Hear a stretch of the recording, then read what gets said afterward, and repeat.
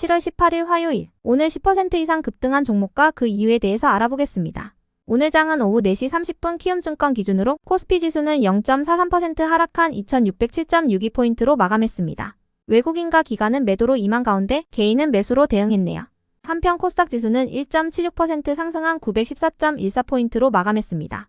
외국인은 매수, 기관은 매도로 임한 가운데 개인은 매도로 대응했습니다. 그럼 본격적으로 오늘의 급등 종목들을 살펴볼게요. 오늘 10% 이상 급등한 종목은 총 35종목으로 코스피에서는 3종목, 코스닥에서는 32종목이 나왔습니다. 이 중 상한가 종목은 프레스티지 바이오파마, 프레스티지 바이오로직스, 아이센스 3종목이고요. 오늘 하한가 종목은 지나인제약과 코드네이처 2종목이 있었습니다. 총 35개의 급등 종목들을 한데 모아서 섹터별로 묶어보니 4개 테마로 나눠볼 수 있었어요. 그 외 나머지는 개별 이슈로 오른 종목들인데요. 먼저 1번 2차전지 섹터입니다. 어젯밤 미국 증시는 기업들의 본격적인 2분기 실적 발표를 앞두고 3대 지수 모두 상승세로 마감했습니다. 특히 테슬라는 사이버트럭 출시 소식에 3.2% 상승 마감했는데요. 한편 오는 2040년에는 폐기될 전기차가 4천만 대를 넘어서면서 폐배터리 재활용 시장 규모도 260조 원대에 이를 것이라는 분석이 나왔습니다. 이러한 소식에 오늘 2차전지를 비롯한 폐배터리와 리튬 관련주들이 강세를 보였고요. 특히 에코프로는 110만 원대의 주가를 돌파하고 에코프로비엔과 함께 사상 최고 주가를 경신하는 모습이었네요. 다음은 이번 AI 섹터입니다. 오늘 AI 테마와 관련하여 특별한 호재가 있었던 것은 아닙니다. 다만 어제 전해진 단독 기사에 따르면 네이버가 저번 주에 윤 대통령의 폴란드 방문 경제사 절단에 참가하여 우크라이나 재건 사업에 참여하기로 했다는 소식이 있었는데요. 여기서 네이버의 역할은 디지털 트윈 인프라 구축과 생성형 AI 개발, 소버린 클라우드 제공이라고 알려졌고요. 이와 관련하여 최선주 네이버대의 정책 대표는 우크라이나는 단순히 전쟁 피해 복구를 넘어서 국가 시스템 업그레이드를 추진 중이라고 밝혔습니다. 해당 소식에 오늘도 AI 관련주 일부가 상승세를 이어가는 모습이었네요. 다음은 3번 의료기기 섹터입니다. 미래에셋증권에서 국내 의료기기 기업들을 두고 하반기에도 인수합병 이벤트를 활용한 기대치가 높다는 보고서를 전했습니다. 특히 업계에 따르면 피부 전문 의료기기 기업인 이루다의 매각설이 한 달 넘게 이어지고 있다고 하는데요. 다만 이루다의 관계자는 매각설은 사실이 아니라는 것이 공식적인 입장이라고 밝혔습니다. 이러한 소식 속 오늘 일부 의료기기 관련주들이 시장에서 부각되었는데요. 이 중에서도 아이센스는 연속혈당 측정기 제품인 케어센스 에어가 식품 및 약품 안전처로부터 시판 허가를 획득했다는 소식에 상한가로 마감했습니다. 해당 소식에 동훈하나텍도 타액으로 혈당을 체크할 수 있는 혈당 측정기의 상용화를 앞두고 있어 함께 강세를 보였고요. JAK는 자사의 뇌졸중 분석 솔루션을 도입한 국내 상급 종합병원이 100일 돌파했다는 소식을 전하며 상승했습니다. 다음은 4번 흑해곡물 협정 섹터입니다. 러시아가 흑해곡물 협정의 사실상 종료를 발표했습니다.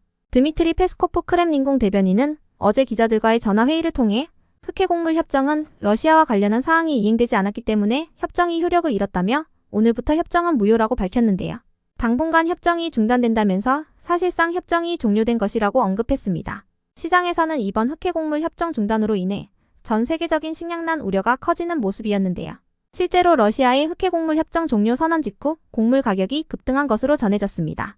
또한 한국은 현재 역대급 집중호우로 인해 국내 농산물 피해도 커지는 상황인데요. 이러한 분위기 속 사료와 식료품 관련주들이 시장에서 부각되었습니다. 그 외 나머지는 개별 이슈로 오른 종목들인데요. 먼저 프레스티지 바이오파마는 바이든 대통령이 추진하는 암정복 프로젝트 캔서문샷 프로젝트에 참여하게 됐다고 밝히면서 상한가로 마감했습니다. 프레스티지 바이오파마가 대주주로 있는 프레스티지 바이오로직스도 동반 강세를 보였고요. 다음으로 페트로는 청주 오송 첨단의료 복합단지에 1개월 지속형 전립선암 치료제인 PT105 생산시설을 구축하고 연내 생산을 개시할 예정이라고 전하며 강세였고요. 화장품 기업으로 알려져 있는 컬러레인은 자동차 코팅의 핵심 기술로 알려진 고성능 전도성 복합재료 개발에 본격적으로 나선다는 소식을 전하면서 상승세를 보였습니다. 이어서 이라이콤은 LCD 관련 장비 판매 증가로 실적 개선 기대감을 입으며 상승한 것으로 알려졌고요. 한편 FST는 어제 전해진 극자외선 펠리클 장비 첫 공급 소식이 지속 호재로 작용된 모습이었습니다. 이어서 하나마이크로는 오늘 반도체 테마의 약세 속에서도 반도체 소부장 기업들의 실적 개선 기대감을 잇고 강세를 이어나간 것으로 추정되고요. 한편 한글과 컴퓨터는 어제 장마감 후 AI 기반 웹 에디터 솔루션과 서비스 개발 및 판매 부문을 물적 분할하여 분할 신설회사를 설립하기로 결정했다는 소식을 전했던 바 있는데요. 해당 소식이 호재로 해석되며 오늘 장에서도 급등세를 이어갔네요. 이어서 컴퍼니 K는 올 하반기에 기업 공개를 앞두고 있는 반도체 설계 스타트업인 파두가 투자사인 컴퍼니 K의 높은 회수 성과를 안겨줄 것으로 기대감을 입으면서 상승한 것으로 추정됩니다. 컴퍼니 K는 지난 2017년 발빠른 투자를 통해 파도의 성장을 지원한 바 있으니 참고해 주시고요. 한편 아스토와 누리플랜, 삼천리 자전거의 오늘 급등 이유는 파악되지 않았습니다. 이어서 대형강업은 자동차 부품 전문업체로 대형강업이 지분 25%를 보유하고 있는 데코의 SK온 수주설이 돌면서 기대감을 잊고 반등세를 보였다고 알려졌습니다. 끝으로 오늘은 하한가를 간 종목도 2개가 있었는데요.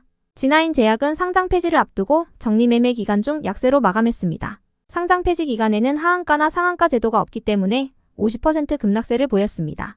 진화인 제약의 정리매매 기간은 이번 주 목요일까지입니다.